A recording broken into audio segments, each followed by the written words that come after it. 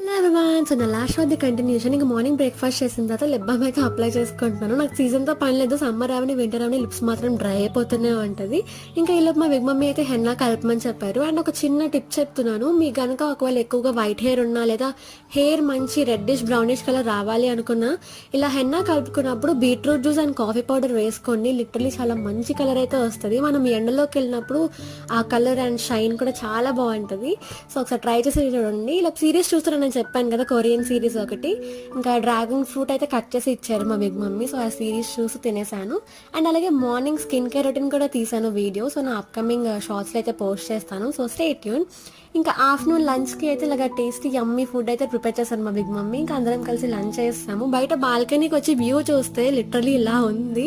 వర్షం పడుతూనే ఉంది కంటిన్యూస్గానే ఇక్కడ, బట్ వ్యూ బాగుంది కదా అనేసి ఒక చిన్న క్లిప్ తీసాను. సో అంతే mini vlog. See in the next video. Bye.